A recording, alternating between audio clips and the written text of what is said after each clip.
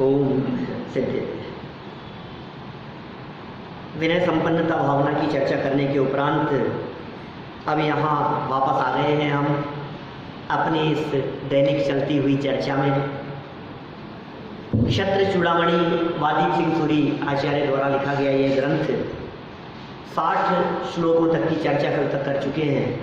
61 number का श्लोक है। राजा सत्येंद्र रानी विजया को समझा रहे हैं, धर्मोपदेश दे रहे हैं। माने यह धर्मोपदेश जो बीच बीच में वादीप सिंह सूरी ने जो संदेश दिया है, यह संदेश राजा सत्येंद्र के माध्यम से जगत के जीवों को धर्मोपदेश दे दिया। कैसे कैसे उपदेश दिए इन्होंने। क्षण भंगुरता को समझो, संयोग का वियोग निश्चित है। जिसका जन्म हुआ है उसका मरण निश्चित है, जिसका संयोग हुआ है उसका वियोग निश्चित है। इसलिए परिणामों में आकुलता व्याकुलता न हो। जितनी सहजता होगी, जितनी शांति होगी, उतना ही जीवन में धर्म उतरेगा और आप सुख शांति स्वरूप रह सकेंगे। देखिए, शत्रुता मित्रता केवल कल्पना मात्र है। 61 नंबर श्लोक। अनादौ सति संसारे केन कस्य न बंधुता सर्वथा शत्रुभावस्य सर्वमेतद्विकल्पना। ओह, कितनी सुंदर बात कह रहे हैं। कौन शत्रु और कौन मित्र, बोलो। हमारे मुनिराज शत्रुता और मित्रता में सदा संभाव रखा करते हैं। कौन शत्रु की बात करें, किससे मित्रता की बात करें। जगत में कोई हमारा मित्र नहीं है, जगत में कोई हमारा शत्रु नहीं है। अनादि संसार में देखो तो अनादि काल से लेकर आज तक कोई ऐसा व्यक्ति नहीं है जो परमानेंट हमारा मित्र या शत्रु रहा हो। जो मित्र होते हैं वे शत्रुता में बदल जाते हैं, जो शत्रु होते हैं उनके साथ में मित्रता हो जाती है। ये 10-5 मिनट के लिए, कुछ घंटों के लिए, कुछ दिनों, कुछ वर्षों के लिए की गई शत्रुता को तुम शत्रुता मान बैठे हो। सत्वेषु मैत्री, सबके प्रति मित्रता का भाव होता है ज्ञानियों को। तो वही ये जिसे आप मित्रता शत्रुता कह रहे हैं, ये तो काल्पनिक है, इसमें कुछ दम नहीं है। सुनो, अत्र है नीति। नीतिकार क्या कह रहे हैं। संसार के अनादि होने पर किसी के साथ सर्व प्रकार से मित्रता और शत्रुता नहीं होती। संसार तो अनादि है। किससे मित्रता। अरे नहीं साहब, अजय जी से तो हमारी बहुत अच्छी मित्रता है। क्या अच्छा, कि कितने सालों से। यही कोई 8-10 साल से, 15 साल से मान लो। और क्या कि बस। और तुम कितने समय से हो कि साहब मैं तो अनादि हूँ। कि अनादि अवस्था में ये 10 साल, 15 साल, 25 साल, ये क्या मायना रखता है। कुछ नहीं है कि साहब इनसे तो हमारी बहुत घनिष्ठता है। कि सुनो, ये घनिष्ठता कब से है। जिनसे तुम्हारी घनिष्ठता दिखाई दे रही है, ये अगले जन्म में तुम्हारे शत्रु होने वाले हैं। पिछले जन्म की दुश्मनी निकालने के लिए घनिष्ठ हुए हैं अभी। और अभी देखते देखते जो तुम्हें मित्र दिखाई दे रहे हैं, ये देखना, फिर तुम कहोगे कैसा सिला दिया। बोलो अब क्या करें, बोलो। अभी क्या स्थिति होगी आप कल्पना नहीं कर सकते हो। शत्रु और मित्र ये परिणामों के नाम हैं, ये अवस्थाएं। आपका उदय यहाँ बदल गया, अब वो व्यक्ति वही चेहरा, वही व्यक्ति, वही पोजीशन। अरे देखो ना, सुबह भोजन बना, डोसे बने, आपका बहुत मन था। क्या आपका बहुत मन था, बहुत खाएंगे, इतने खाऊंगा मैं, तो शाम को रखना है इसको बचा करके, शाम को फिर खाऊंगा। क्या, और शाम को हुई और वो अब अच्छे नहीं, मन नहीं खाने का। ये क्या हो गया। वही डोसे हैं, वही चीज़ है, वही मटेरियल है, सब कुछ है, अब तुम्हारा मन नहीं है। ये क्या हो गया। वस्तु नहीं बदली, परिणाम बदल गया, मन बदल गया। ये शत्रुता और मित्रता के संदर्भ में एक फॉर्मूला दे रहे हैं आपको। अपने आप को अनादि अनंत स्वीकार करो तो न शत्रुता का भाव होता है न मित्रता का भाव होता है। तुम स्वीकार तो करो अपने आप को एक बार अनादि अनंत। अपने आप को 25-50 साल का ही मान करके बैठे हो, इतना सही। अपने आप को मनुष्य पर्याय जितना ही मान रहे हो। मैं मनुष्य पर्याय जितना मात्र नहीं हूँ। क्या जिस व्यक्ति को ऐसी दृढ़ श्रद्धा होती है, जो अपने आप को देह से भिन्न अनुभव करते हैं, उन्हें फिर जगत की शत्रुता और मित्रता प्रभावित करने वाली नहीं होती। शत्रुता और मित्रता नहीं होती। किस प्रकार होगी बतलाओ? संसार के अनादि होने पर निश्चय से यह सब कल्पना मात्र है, सब कल्पना है। देखो क्या कह रहे हैं यहाँ, यह संसार तो अनादि का है, कब से चला आ रहा है, ये जीवन कब से चला आ रहा है। जिसके साथ में मित्रता का व्यवहार था, जिसके साथ जो तुम्हारा पुत्र था वो तुम्हारा पिता था, अभी जो तुम्हारा पुत्र है ना वो पिछले जन्म में तुम्हारा पिता था। जो पत्नी है तुम्हारी वो पिछले जन्म में तुम्हारी माँ थी, पिछले जन्मों में तुम्हारी बहन थी, तुम्हारी बुआ थी, तुम्हारी पुत्री थी। अब क्या करो बोलो? एक बार देखो तो सही, वो भजन है ना, सुना ना मैंने, कैसा स्वरूप है, देखो तो सही आपको। ये देखता नहीं है, संसार अनादि का है। अतः किसी के साथ सर्वथा ही मित्रता या शत्रुता नहीं होती। ओहो, सर्वथा नहीं होती। अच्छा बतलाओ, क्या आप डिक्लेयर कर सकते हो कि इनकी हमारे साथ में परमानेंट शत्रुता है? डिक्लेयर कर सकते हो क्या? ये तो हमारा परमानेंट दुश्मन है, कह सकते हो? क्या पता सा थोड़े दिन बाद में वही मित्र बन कर गया, वही हमारा हितैषी हो गया। ये क्या हुआ? ये हमारा दुश्मन हो गया। मित्रता और शत्रुता के ये सर्वभाव निश्चय से मात्र कल्पनाएं हैं, सत्य नहीं है। वस्तु स्वरूप के समीप जाकर के देखा जाए तो न मित्रता नजर आती है न शत्रुता नजर आती है। ये मित्रता और शत्रुता ये ऊपर ऊपर के भाव हैं। इन भावों से ऊपर उठ करके देखो, इन भावों के भीतर गहराई में जाकर के देखो। यदि तुम जीव के जीवत्व को देखोगे, पुद्गल के पुद्गलत्व को देखोगे, संयोग को संयोग रूप से देखोगे, तो मित्रता और शत्रुता का भाव निकल जाएगा। मित्रता के भाव में राग छिपा बैठा है, शत्रुता के भाव में द्वेष छिपा बैठा है। यहाँ तो वितरागी होने का उपदेश दिया जा रहा है। न काहू से मित्रता, न काहू से द्वेष, न मित्रता का भाव है न द्वेष का भाव है। यहाँ तो सहजता है, समता भाव है। जैन दर्शन तो समता भाव का नाम है, मित्रता शत्रुता के भाव का नाम नहीं। देखो बहुत सुंदर विशेषार्थ लिखा है इन्होंने। रानी विजया काष्टांगार के प्रति विशेष शत्रुता का भाव व्यक्त कर रही है। तो क्यों आया राजा को ऐसा भाव कहने का? वो कह रही है दुश्मन है, नालायक है, इसने हमारे साथ में एहसान फरामोश है। ये तो जिस थाली ने खाया उसी में छेद किया इसने, वो शत्रुता का भाव व्यक्त कर रही है। तब राजा सत्येंद्र रानी को समझा रहे हैं, ओह इस षट द्रव्यात्मक लोक का न तो कभी प्रारंभ हुआ है न कभी अंत होगा। किन्हु न करे न धरे को षट द्रव्यमयी न हरे को, सो लोक माही बिन समता, दुख सहे जीव नित भ्रमता। क्या कह रहे बोलो? षट द्रव्यात्मक इस लोक का न तो कभी प्रारंभ हुआ है और न कभी अंत होगा। यह तो अनादि अनंत है और रहेगा। क्या ये अनादि अनंत है, अनादि अनंत ही रहेगा। इस अनादि विश्व का अनंत वर्षों का भूतकाल व्यतीत हो चुका है। बोलो, अनंत वर्षों का भूतकाल व्यतीत हो चुका है आज तक। और क्या है? भविष्य काल भूतकाल से सदैव अनंत गुना रहेगा, ऐसा यह शाश्वत सत्य है। भूतकाल से भविष्य काल अनंत गुना बढ़ा है, रहेगा, क्योंकि भविष्य का कभी अंत नहीं होगा। भूतकाल तो बीत चुका है, कितना लंबा काल हो गया, कितना काल व्यतीत हो चुका है। सुनो, अब इस संसार का स्वरूप दिखा रहे। संसार का स्वरूप तो देखो। संसार के स्वरूप के बारे में यदि आप विचार करो तो उमा स्वामी आचार्य कहते हैं, जगत का है स्वभाव हुआ संवेग वैराग्यार्थम। है कुछ याद आते? सूत्र बोले हैं आपने। जगत काय स्वभाव हुआ संवेग वैराग्यार्थम, जगत का स्वरूप, काय का स्वरूप, इनके स्वरूप के बारे में विचार करो तो वैराग्य हुए बिना नहीं रहे, ऐसा स्वरूप है जगत का।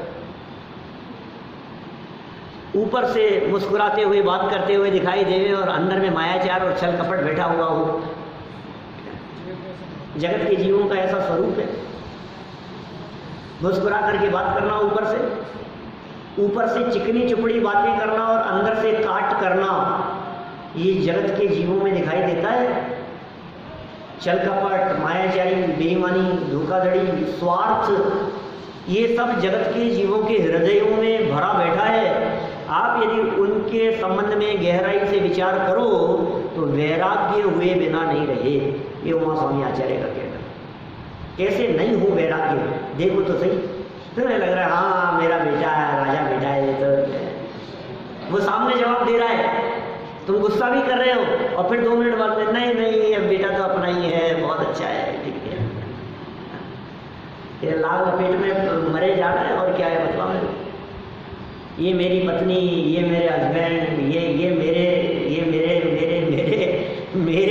में मरे हो रहा है क्या, मरे जा रहा है। इनसे इतना लेना है, इनको इतना देना है, ये तो अपने ही है, ये तो इनको तो दे दो, ये क्या है, इनको तो अपने ही काम आते हैं। काम तो यही आएगा, काम तो यही आएगा। बेटा 1 गिलास पानी उठ के पी लो ना आप ही।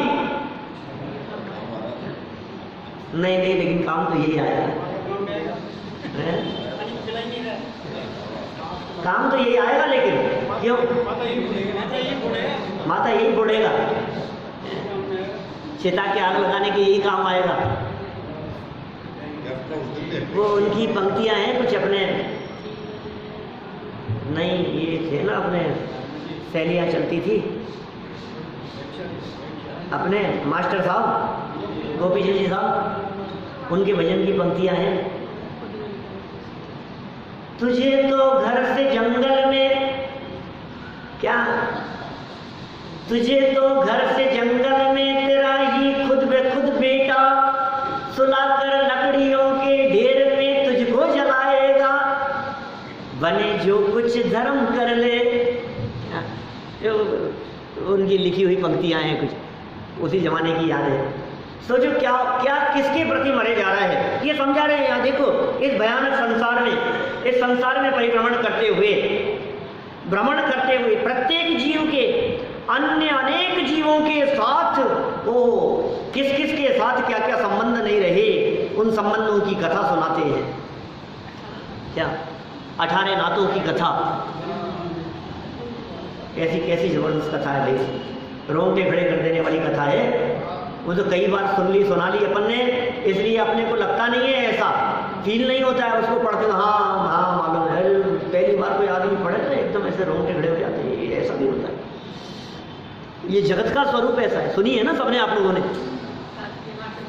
नहीं सुनी आपने? कार्तिकेय अनुप्रेक्षा की वो कथा, वसंत तिलका की 18 नाते, 6 नाते एक व्यक्ति के साथ में, एक ही जन्म में। जो पिता है वही भाई भी है, वही दादा भी है, क्या वही चाचा भी है, वही मामा भी है। एक कैसे कैसे संबंध हो जाते एक साथ एट ए टाइम, एक ही जन्म में एक ही व्यक्ति के साथ में ऐसे संबंध। तो सुनाई थी ना वहाँ पे तो सुनाई थी, खेल कर्मों का सेमिनार के बीच में सुनाई थी मैंने, आपको याद आ गई? वसंत तिलका वेश्या, 2 जुड़वा संतानें हुई, एक पुत्र एक पुत्री, धनदेव और कमला उनका नाम रखा गया। वैश्या के संतान हुई, दोनों जुड़वा, उसने एक को दरवाजे पे रख दिया उत्तरी दक्षिण और दूसरे को दक्षिणी दरवाजे पर, दोनों को बंजारे उठा करके ले गए अलग अलग दिशाओं में। 20-22 साल के होने के बाद में संयोग प्रकृति कैसा खेल खेलती है, उन दोनों का आपस में विवाह हो गया। जुड़वा थे, एक ही माँ के बेटे, और कैसी स्थिति बनती है 20-22 साल के होने के बाद में दोनों का विवाह हो गया। और विवाह के बाद वो जो धनदेव था, क्या वो उसी उज्जैनी नगरी में आया और वो जो बसंत तिल का जो माँ थी वेश्या, उस पर मोहित हो गया, जो माँ थी, अब मोहित होकर के उसी के साथ में रहने लगा और उनके संयोग से फिर एक पुत्र ने जन्म लिया। बोलो, अब वो जो पुत्र का जन्म हुआ है उसका वो धनदेव क्या लगता है? बाप भी है, भाई भी है, जीजा भी है, और ना मालूम क्या क्या कितने संबंध। आप पढ़ो ना तो आप अभी समझ नहीं पा रहे हो। आप वो जब लाइनें पढ़ते हैं ना हम, तो एक एक रिलेशन को खोल खोल के बतलाया है। ये देखो, इसका ऐसा संबंध, इसका ऐसा संबंध, इसलिए ऐसा हो गया। क्या कैसे कैसे संबंध होंगे बतलाओ। अपनी माँ का भाई भी है, इसलिए मामा भी तो हो गया ना। सौतेली माँ का भाई है कि नहीं? जो पिता है वो सौतेली माँ का भाई है या नहीं? कैसे संबंध बैठ जाते हैं। तो दादा भी हो जाएगा क्या? इसलिए दादा हो जाएगा कि सौतेली माँ, समझना, वो कमला, और बसंत तिल का दादी। बसंत तिल का क्या हो गई? दादी हो गई। तो दादी का हस्बैंड धनदेव, तो वही दादा भी हो गया। भाई दादी का हस्बैंड भी तो है, दादी का हस्बैंड होने से दादा भी हो गया, पिता भी हो गया, भाई भी हो गया, और सारे रिलेशन सच्चे हैं और एक ही जन्म में। ये कह रहे हैं यहाँ पर देखो भाई, अन्य अनेक जीवों के साथ में इस अनादि संसार अवस्था में परिभ्रमण करते हुए माता पिता एक ही व्यक्ति के साथ में लगाओ। जो हमारी माता थी वही पिता हो गई, वही बहन थी वही भाई हो गई, वही पति थी वही पत्नी हो गई, आदि अनेक संबंध हो चुके हैं। बोलो कितने कितने संबंध। पुराणों को उठाकर देखते हैं तो सारे संबंध ख्याल में आते हैं हमारे। लिखा है देखो, जैसे रावण का भाई विभीषण रावण का शत्रु बना। जो भाई है वह उसी भाव में कुछ निमित्त पाकर शत्रु हो जाता है। जो भाई हो वो निमित्त पाकर के शत्रु हो जाता है। जो शत्रु हो वो भाई हो जाता है। अरे ये तो मेरा भाई है। जो दुश्मन था वो भाई बन गया। कैसा स्वरूप है। ये तो जीते जी दिखते हैं, मरने के बाद में देखो तो इसी रावण की चर्चाएं नीचे सुनाई है। पढ़ता हूं यहीं से क्या क्या बातें कही है। जैसे रावण का भाई विभीषण रावण का शत्रु बना, इसी प्रकार अन्य अन्य प्रकार के संबंध बनते हैं। जैसे भविष्य में जब रावण का जीव तीर्थंकर बनेगा तब सीता का जीव रावण का गणधर बनेगा। लो, इन्होंने छोड़ दी बातें, द्रव्य संग्रह में लिखी है ब्रह्मदेव सूरी ने। उन्होंने लिखा है कि सीता का जीव 16वें स्वर्ग से निकल कर आएगा तो चक्रवर्ती बनेगा,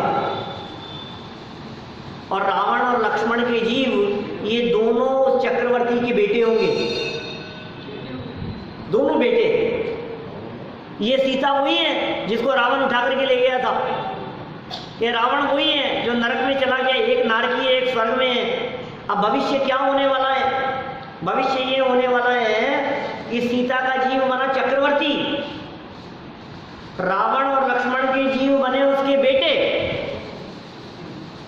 कि फिर क्या हुआ?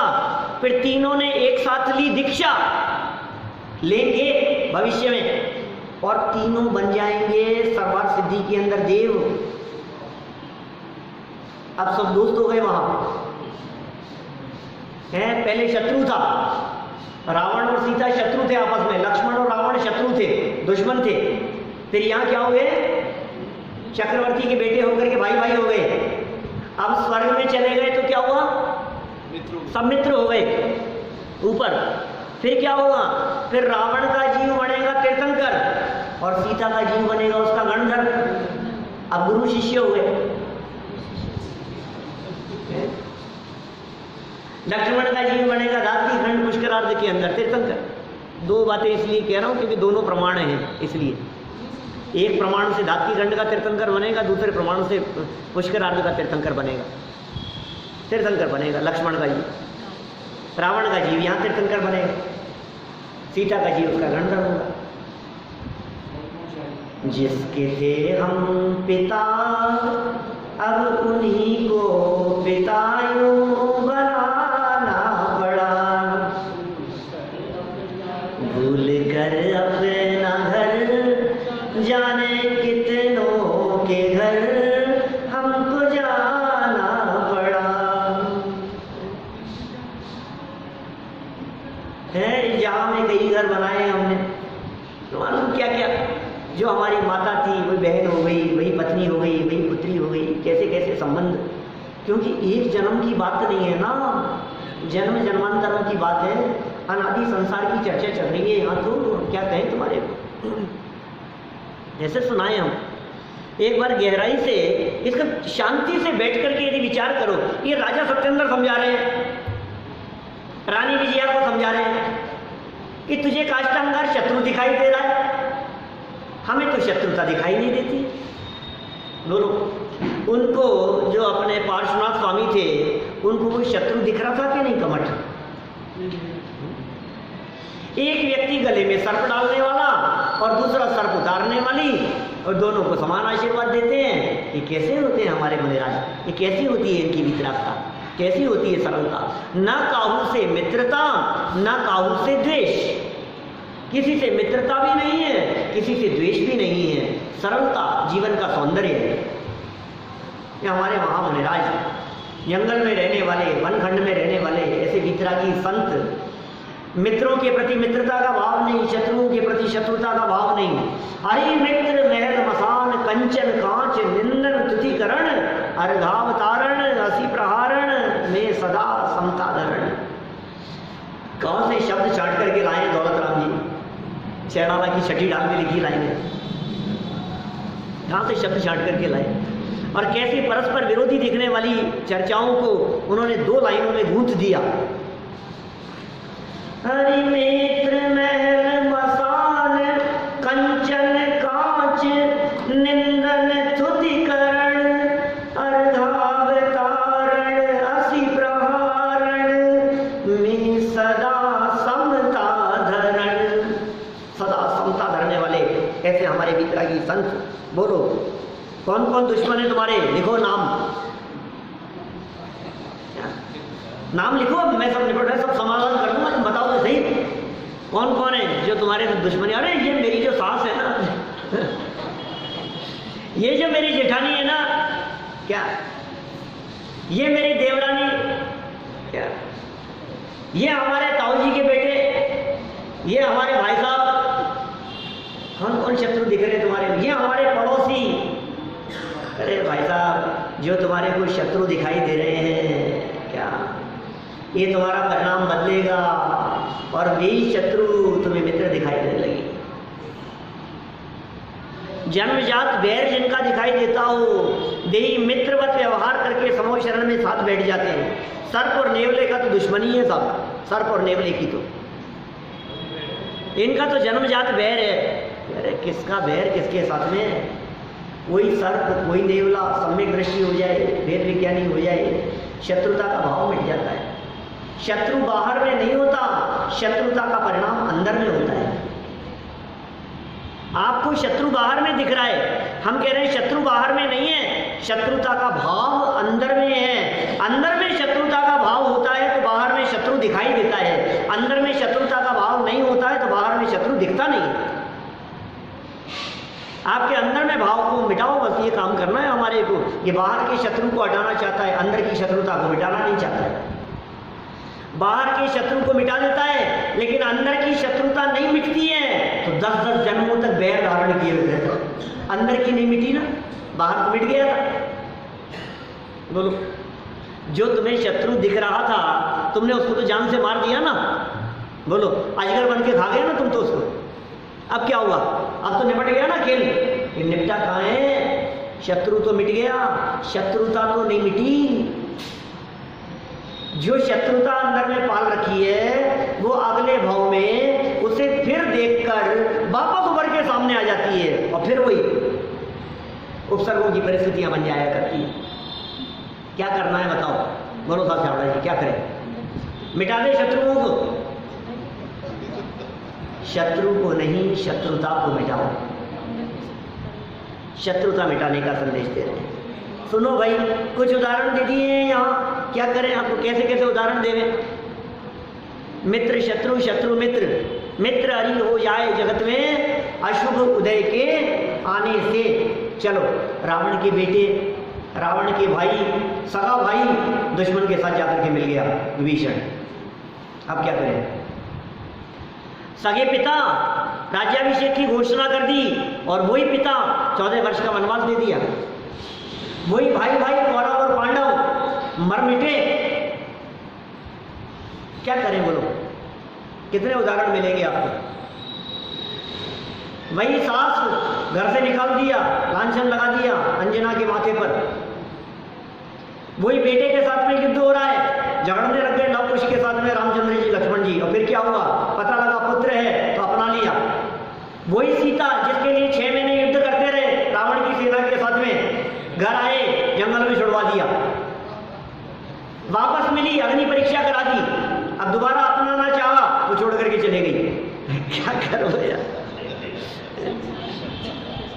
क्या करो, क्या करना है बताओ? हमारे तो समझ से परे।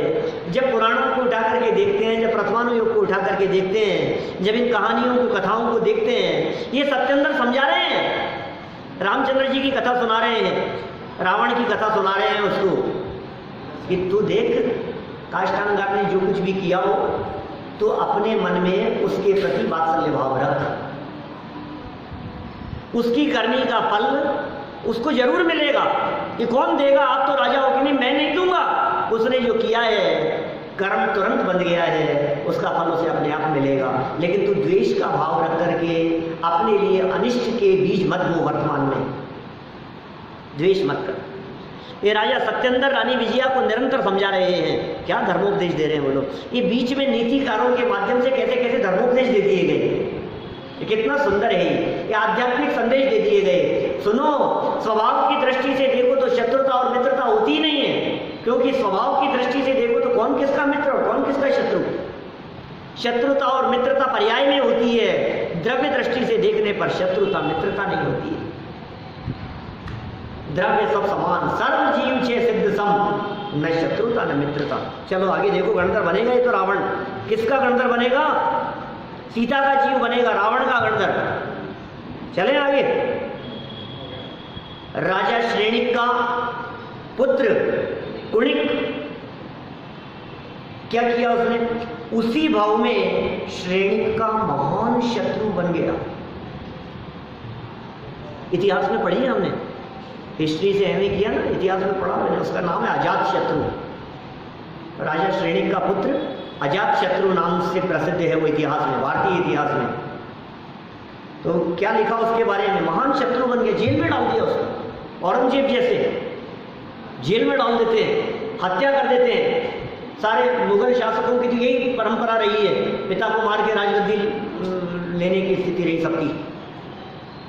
मार दिया औरंगजेब ने, ये मारने के लिए पटक दिया उसको, जेल में पटक दिया, बंद कर दिया, बेड़ियां बांध दी उसके ऊपर, इत्यादि अनेक उदाहरणों से पुराण भरे हुए हैं। बोलो, राजा श्रेणिक का बेटा उसे जेल में डाल सकता है, तो आपका पुत्र यदि आपको 2 शब्द सामने कह देता है, पलट के जवाब दे देता है, तो क्या गलत कर देता है? तो उसने क्या कर दिया? ऐसा पाप क्यों दे रहे हैं? ऐसे ही होता है, सही रहो, शांत रहो। ये पिता पुत्र, भाई भाई, ये जो संबंध तुम्हारे को दिखाई दे रहे हैं, ये अभी के संबंध है, कल संबंध बदल जाएगा। पिछले संबंध बदले हुए थे सब। और प्रत्यक्ष में हम देखते हैं, पुराणों में तो भरे पड़े हैं ऐसे उदाहरण, और प्रत्यक्ष हम देखते हैं। वास्तव में सच्चाई क्या है, हकीकत क्या है? न कोई किसी का शत्रु है न मित्र, सब परिस्थितियों के संयोग हैं।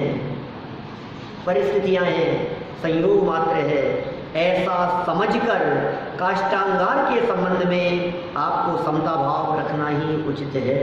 इन नीतिकारों के माध्यम से शिक्षा दे दी राजा सत्येंद्र के मुख में ये शिक्षा दे दी गई, कोई व्यक्ति तुम्हारे साथ में कितना भी बुरा से बुरा करने का प्रयास क्यों न रखे, तुम उसके प्रति समता भाव रखो।